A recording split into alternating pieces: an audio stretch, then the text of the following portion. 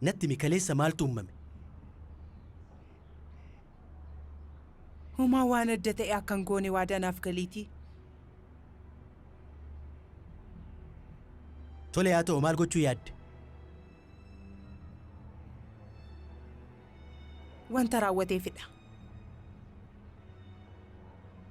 Roobeel kaapitaala ka'umsaa fi eeyyama daldalaa xumureera. Yeroo kamittuu eegaluu nan danda'a. Amman faana ciisetti jechuudha. Maal? Dhimmisaa kana?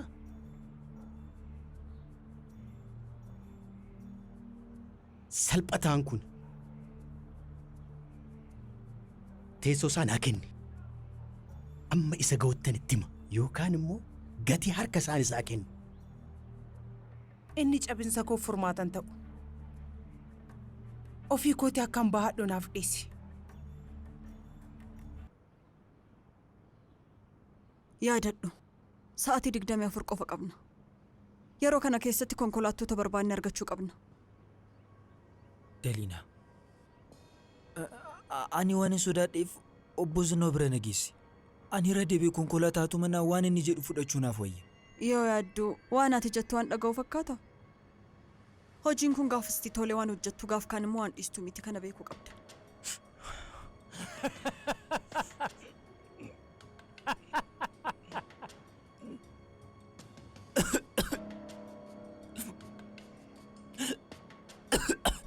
Maal taate? Argansuun dadhabee. Tasgabbaa hiriyaa koo. Dirqama konkolaattota barbaanne argachuu qabna. Na nagaa jirta jilbeeffadhu.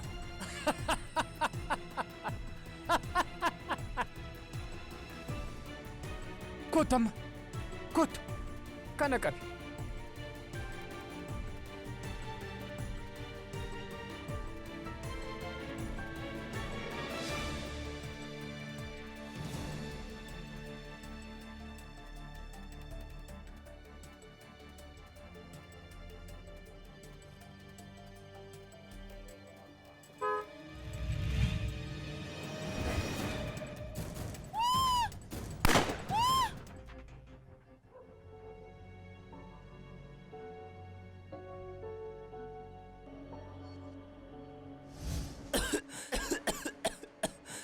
Miskaano.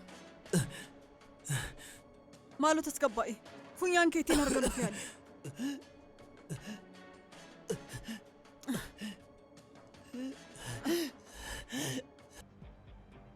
Akkamitti waa'ee maallaqaa addeeti yoo barbaadde maallaqa sitti miirraa dachaadhaan siif dabaluu nan danda'a hin yaaddahin. Waa'ee qarshii hin yaadin.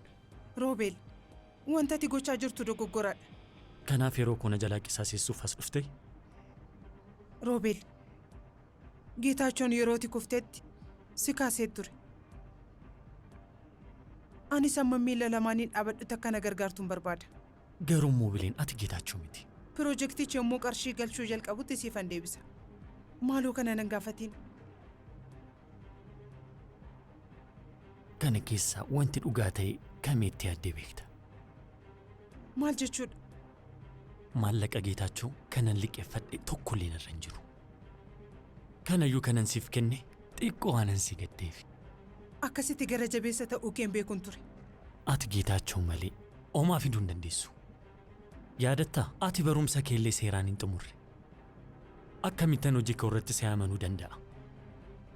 Maallaqan kennaa ijoollee keetiif baase hundumayyuu si deebisiisuun narra jira ture. Amma naa ba'i.